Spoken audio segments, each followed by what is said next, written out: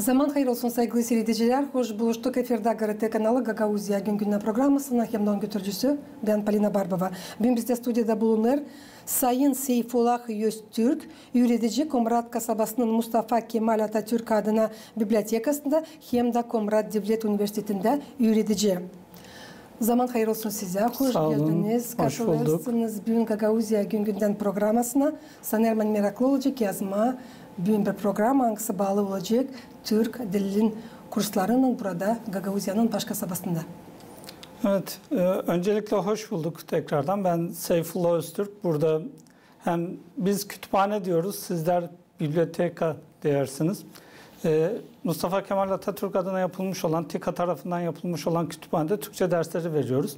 Aynı zamanda Komrat Devlet Üniversitesi'nde de Türk Dili Edebiyatı bölümünde dersler vermekteyiz. Tabii ben bugün burada olduğum için de çok mutluyum. Bana böyle bir şans verdiğiniz için de teşekkür ediyorum sizlere. Saygılı seyirciler, bir kısa aralıktan biz yine buluşacağız bu stüdyoda. Kalın bizimle. Sayın Seyfullah, nice tayları söyledim. Siz çalışırsınız Komrat kasabasının Mustafa Kemal Atatürk adına bibliotekasında. Nerede çok yılların süresinde geçirilen kurslar Türk dilin öğrenmesinde. Mart'ın 12'sinde B1 kategorisinde 10 kursant egzamini verdiler. Nice kursun götürücüsü hem de yürüticisi söylesiniz. Zor mu kursantlara Türk dili verilir? Evet. Öncelikle şunu söyleyeyim. Ben Türkiye'de de yıllarca bu işi yaptım. Yani yıllardır biz Türk olmayan öğrencilere Türkçe öğretiyoruz. Ve daha sonra Gagauzya'ya geldiğim zaman fark ettim ki burada Gagauz Türkçesi eğer biliyorlarsa, Gagauz Türkçesini iyi öğrenmişlerse Türkçeyi öğrenmek onlar için ilk başta kolay geliyor. Onlar zorlanmıyorlar. Fakat biraz daha böyle zaman ilerledikçe mesela bizde normalde 5 seviye mevcuttur. Yani ilk seviye için A1 diyoruz. Daha sonra A2 geliyor. Bu başlangıç seviyesi. Daha sonra B1 ve B2 yani orta seviye. Daha sonra da ileri seviye dediğimiz C1 ve C2 kursları var. Ve bu A1 ve A2 tabii onlar için daha kolay geçiyor. Çünkü Gagauz Türkçesini biliyorlar. Çok fazla ortak kelimeler var. Fakat zaman biraz ilerleyince tabii onlar için daha zor oluyor. Yani B1, B2, C1 artık biraz zorlanıyorlar. Ama ben Türkiye'deki öğrencilerimi de düşünüyorum. Oradaki öğrencilerle buradaki öğrencileri kıyasladığımda buradaki öğrenciler daha çabuk öğreniyorlar, daha güzel öğreniyorlar. Bunda tabii şu da var. Burada eğer çocukluk döneminde mesela hem Gagauz Türkçesini öğreniyorsa, hem Rusça öğreniyorsa, hem Rumence öğreniyorsa çok dilli yetişiyor. Biz biliyoruz ki çok dilli yetişen çocuklar dil öğreniminde daha başarılı oluyor. Daha çabuk dil öğreniyor, daha çabuk adapte oluyorlar. Bu nedenle de ben bu bölgede öğrencilerin çok zorlandıklarını düşünmüyorum. Ama onlar tabii öğrenici ve korkuyorlar. Yani onlar düşünüyorlar biz sınav var, egzam var. Siz egzamen diyorsunuz, biz sınav diyoruz. Sınavda korkuyorlar. Neden? Çünkü yapamayacağını düşünüyor. Ama aslında B1 sınavında 10 öğrenci girdi ve onu da başarılı oldu. Başarılı bir şekilde bitirdiler. Ve korkuyorlar ama çok zorlanmıyorlar aslında. Tamam, ikinci soruşum bağlı bu egzaminden. Yakışarsa da onu da tanıştırayım size. Bu kursantlar hangileri verdiler egzamini Mart'ın 12'sinde var oldukları öğrensinler ileri doğru geçip B2, C1 hem de C2 kategoriyalarına. Çekileceği sıradan B2 kategoriyası çalışsın diye lazım toplansın grupa 10 kişiden. Bugünkü günler kaç kursan danışmaklarını verdiler öğrenmek için ileri doğru B2 kategorisinde. Şu an B2 için bizim 3 öğrencimiz kayıt yaptırdı. Ve biz 10 öğrenciyi bulduğumuz zaman sınıfları açıyoruz. Şöyle bir problem var. Yaza geliyoruz ve genelde mesela B1'i tamamlayan öğrencilerimiz aynı zamanda üniversitede son sınıftalar. Yani onlar şimdi tez yazıyorlar. Ve 1 ay, 2 ay sonra aslında kurs istiyorlar. Bu nedenle B2'de 1-2 hafta bekleyeceğiz. Yeni kayıtlarla birlikte olursa 10 kişiyi bulduğu zaman B2'ye başlayacağız. Soracağım, B2'den sonra geçeceğiniz C1 kategorisine, öyle mi? Evet. Sayın Seyfullah, söyleseniz var mı Gagavuzya'nın yaşayanların havizleri öğrenme kendi dillerinden kare başka dillerde söyleyeceğiz Türk dilini. Meraklanıyorlar mı Türk dilinden onun ta derinden öğrenmesinden Gagavuzya'nın yaşayanları mahsus kursantlar Anglara geliyorlar, gezerler bu kurslara Komrat Kasabası'nın Kemal Atatürk adına bibliotekasında. Öncelikle bu bölgede insanlar çok fazla Türkçe biliyorlar aslında. Yani ben mesela buraya 4 Ekim'de geldim. Oktober diyorsunuz. Ve o günden bugüne hiçbir şekilde Rusça öğrenemedim. Neden? Çünkü markete gittim. Orada benimle Türkçe konuşan birileri oldu. Birçok insan Türkiye'ye gelmiş, Türkiye'de yaşamış, Türkçe öğrenmiş ve aslında herkes biraz Türkçe biliyor. Ama bunu daha ileriye götürmek, daha güzel öğrenebilmek. Mesela tamam konuşmayı yapıyor ama yazma bunu yapamıyor. Çünkü biz biliyoruz ki dil 4 temele dayanıyor. Yani sadece konuşmak, dili öğrenmek değil. Yazmak da lazım. Gramatika. Tabii. İyi bir gramatika bilmeniz lazım ki güzel yazacaksınız. İyi dinlemek lazım. Mesela dinliyor ama anlamıyor. Ve okumak lazım. Mesela bu alfabede okumak, bu alfabede yazmak için de Türkçeyi iyi öğrenmeleri gerekiyor. Evet bir ilgi var ve bunun dışında biz Komrat'ta da üniversitede çalışıyoruz ve üniversitede de bu yıl senatodan bir karar çıktı ve üniversitedeki tüm öğrencilere eğer isterlerse de bir Türkçe dersi açılacak. Yani Türk Dili öğreticiliği üniversitede de bu sene yapılacak. Şimdi detayları kendi sözünüzde söylediniz hani kurslantılar bitkide korkarlar egzaminlerde. Tabii. Söyleyeceğim neden? Hani gramatikadan korkarlar. Doğru. Evet. Saklanmayacağız hani ne kadar daha çok dil insan bilir o kadar daha İslam onun için kendisi için. Diyeceğiz gidip başka devletlere onlara çevirici lazım olmayacak. Onlar bol bol laf edecekler o dilde hangi devlette bulunurlar. Kendileri rahat rahat duyacaklar. Sayın Sayfullah, sizin bakışınıza göre kursların başaranları, sıkı bağlantıları kurabilecekler mi? İnsanlarla başka devletlerden mahsus diyeceğiz Türkiye devletinde. Tabii ki yani özellikle Türkçe öğrendikleri için Türkiye ile çok daha iyi ilişkiler kurabilecekler. Türkiye'ye gittiklerinde bizim öğrencilerimiz her türlü ihtiyaçlarını orada karşılayabilirler. Hiçbir şekilde bir çeviriciye ihtiyaç duymayacaklar. Tatile gitmek istiyorlarsa tatile gidebilirler, çalışmaya gitmek istiyorlarsa gidebilirler. Çünkü onlara bizim öğrettiğimiz Türkçe ile onlar hem Türkiye'de çok rahat çalışabilir, kendini çok güzel anlatabilirler ve hiçbir problem yaşamazlar. Ben kendimden de bunu biliyorum. Yani bizde bir söz var diyor ki işte dil için lisan da kullanılır. Eski bilmiyorum Gagavuz Türkçesinde var mıdır? Arapçadan geçme ve der ki her lisan bir insan. Yani siz eğer 2 tane lisan biliyorsanız aslında 2 kişisinizdir. Yani ben Gagavuz Türkçesi öğrendiğimde aslında aynı zamanda Gagavuz oluyorum. Çünkü Gagavuz Türkçesini öğrenirken Gagavuzlarla yaşıyorum. Gagavuzların kültürünü öğreniyorum. Ve belli bir zaman sonra Gagavuz gibi oluyorum. Ve burada elbette ki zorlanmıyorum. Her işi kendim yapabiliyorum. Farsça biliyorum ben mesela. İran'a gittiğimde hiçbir problem yaşamıyorum. Orada İran'a giderken korkmuyorum. Ama İtalya'ya giderken korkuyorum. Çünkü İtalyanca bilmiyorum. Orada ne yapacağımı bilmiyorum. Mutlaka yardım istiyorum. Bu nedenle bizim öğrencilerimiz Türkiye'ye gittiklerinde hiç kimsenin yardımı olmadan kendi başlarına tüm işlerini yapabilirler. Çünkü biz kan kardeşiz. Tabii ki. Yani biz Süresiniz kaç etap kurslar geçirilirler?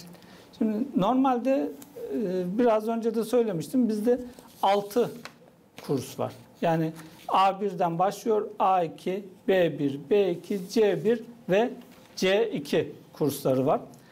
Burada temel olan ben her zaman söylüyorum. Eğer Gagavuz Türkleri B2 derecesini tamamlarsa onlar gerçekten Türkiye'de ihtiyaç duydukları Türkçeyi konuşabilecekler. Ama daha ileriye gitmek, bir Türk gibi olabilmek istiyorlarsa o zaman C1'i ve hatta C2'yi bitirmeleri lazım. C2 kursunu tamamlamış bir öğrenci Türkiye'ye gittiğinde onun yabancı olduğunu asla fark etmeyeceklerdir. Sizin bakışınıza göre nice yürütücünün süresiniz kursantlar 6. kategoriya yetişirler mi? Yetişecekler mi? Devam ederlerse tabii ki yetişecekler. Hiçbir problem yok. Yani bu tabii uzun bir süreç. Yani bir kurs için 4 ay gibi bir dönem ayırıyoruz. Bu nedenle öğrencilerin en az 2 yıla ihtiyaçları oluyor. Yani başlayıp, tabii hiç Türkçe bilmeyen bir öğrenciden bahsediyoruz. 2 yıl içerisinde bu tüm kategorileri tamamlamış olurlar. Sağ olun. Lazım çizgilemeyen kurslar Türk dilini öğrenmesinde parasız geçirilirler. Doğru. Kursların bitkisinde halklar arası uğrunda sertifikat verilir. Söylesiniz, kursların başaranları kabul ettikten sonra sertifikatları nerede var, nasıl olacak, çalışsınlar? Şimdi bu bölgede Yunus Emre Enstitüsü öğrencilere ücretsiz olarak bu dersleri veriyor. Çünkü biz az önce söylediğiniz kan kardeşiz. Bundan dolayı ücretsiz. Normalde Yunus Emre bu kursları dünyanın başka yerlerinde ücretli olarak veriyor. Ve burada tabii çok büyük bir şans var aslında Gagavuz Türkleri için. Bunları hiçbir para ödemeden alma hakkına sahipler. Ve bu nedenle tabii ki ben kurslara gelmelerini de tavsiye ediyorum. Çünkü sadece kardeş olduğumuz için bunları ücretsiz veriyoruz. Ve sertifikalar, kurslar tamamlandığında, her kurs bittiğinde sertifikalar veriliyor. Ve bu sertifikalarla öğrenciler Türkiye'de mesela bir işe başvurduklarında Türkçe bildiklerini kanıtlamış oluyorlar. Ve dünyanın herhangi bir yerinde bu belgeler geçerli. Yani Türkçe bildiğini uluslararası anlamda kanıtlamış, ispatlamış oluyor. Bundan dolayı da özellikle bu bölgede de mesela geleceğe dönük okutman alımlarında, öğretici alımında belki Türkiye gelecekte bizi göndermeyecek ama burada zaten bu işi çok iyi öğrenmiş olanları görevlendirecek.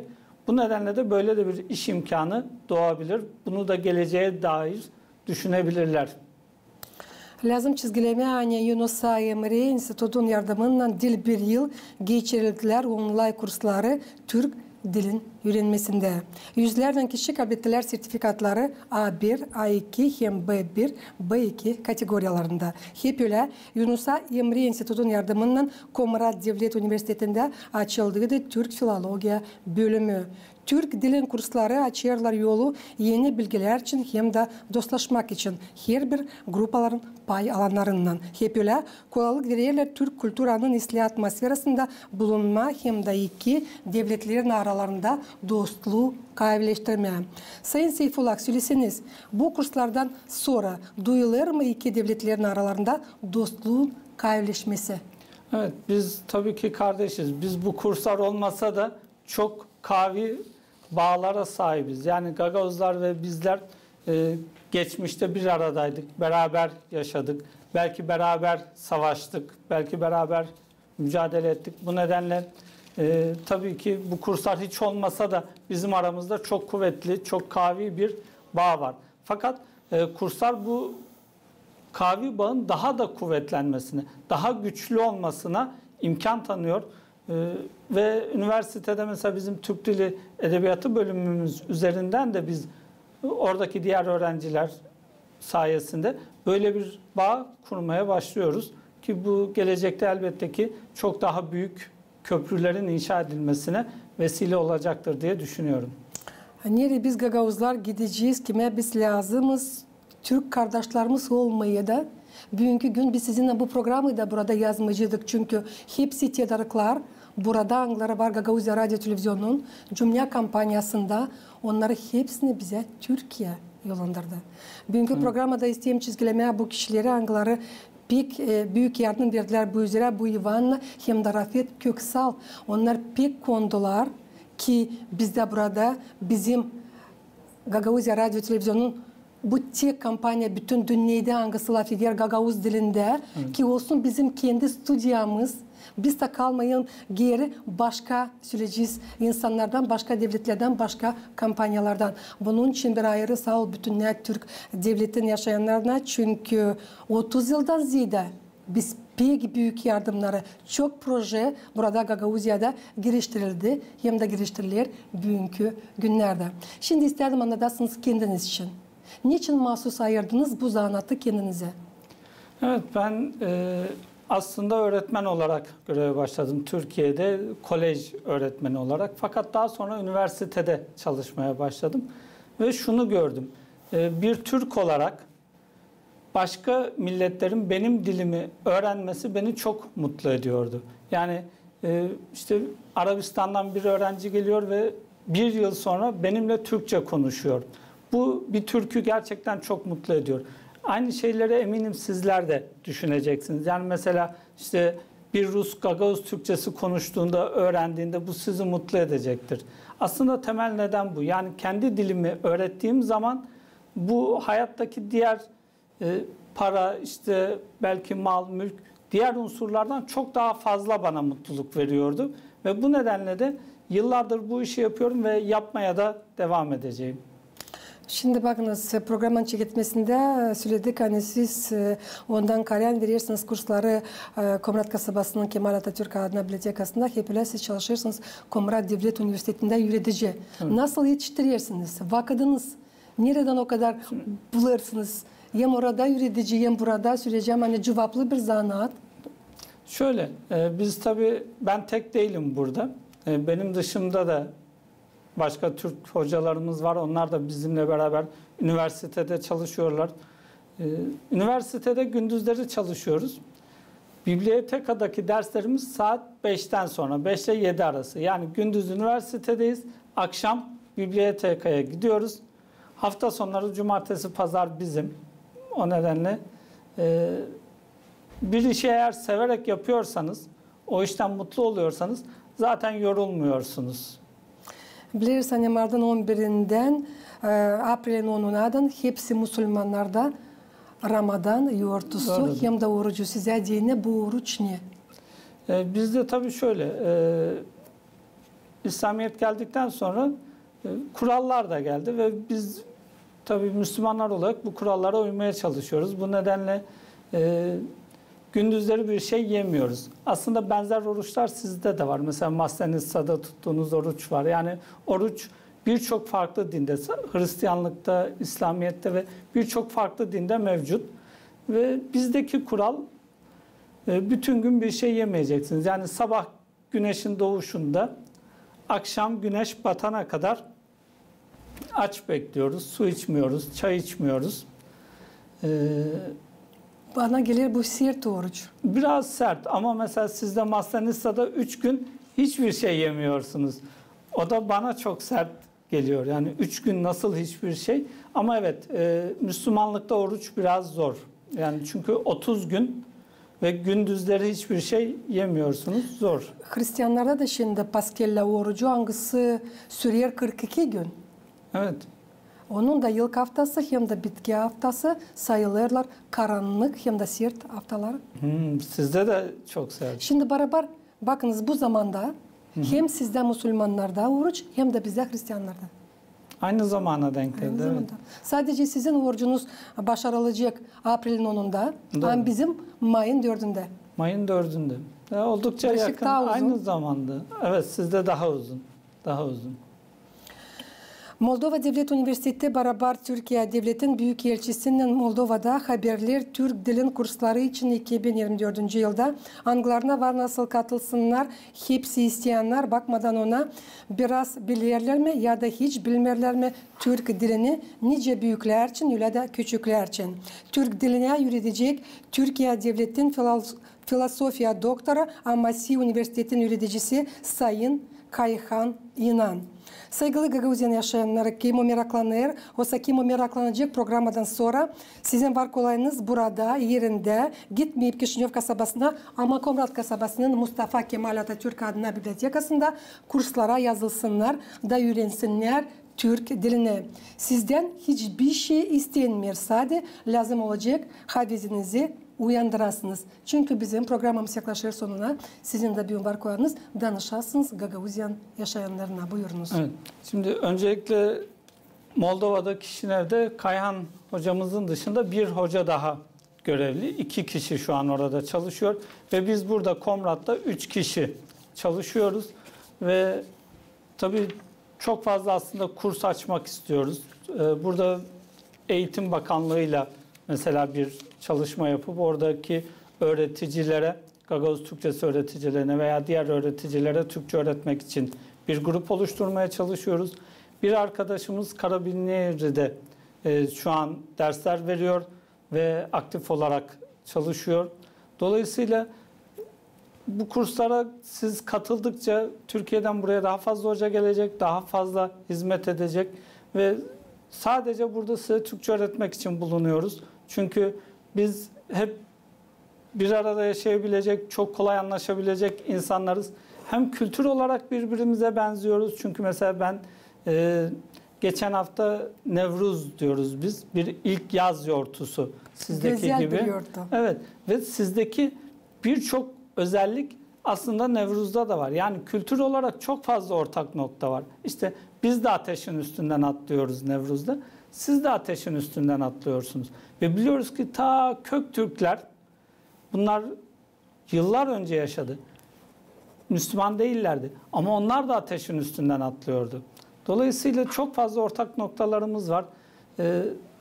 Hem Türkçe öğreneceğiz hem birbirimizle kaynaşacak, birbirimizi daha iyi tanıyacağız. Bizler sizler için varız, hazırız. Hepinizi Türkçe kurslarına bekliyoruz. Çok sağ olun. Hani büyün bulduğunuz vakit geldiniz, katıldınız. Gagauzya Gün Gündem programmasına anlattınız. Türk dili kursları için Angıları geçiriyorlar çok yılların süresinde Komrat kasabasının Kemal Atatürk adına bibliotekasında. Allah başlasın size sağlık. Hem de daha çok kişiler gelsinler da öğrensinler Türk dilini. Çünkü biz kan kardeşiz. Çok teşekkür ediyorum. Çok sağ olun. Tekrar burada bulunduğum için, bu fırsatı verdiğiniz için teşekkür etmek isterim. Sevgili seyredicilerim, Gagavuzya'nın yaşayanları Gagavuzya Gün Gündem programması yaklaştı sonuna. İsterim tabirse getirmeyesin aklınıza. Hani bugün bize stüdyoda bulundu Seyfullah Öztürk, yürütici Komrat kasabasının Mustafa Kemal Atatürk adına bibliotekasında hem de Komrat Devlet Üniversitesi'nde. Ben size söyleyeyim, kalın sağlıcakla. Gelen buluşlardan kalın GRT kanalında.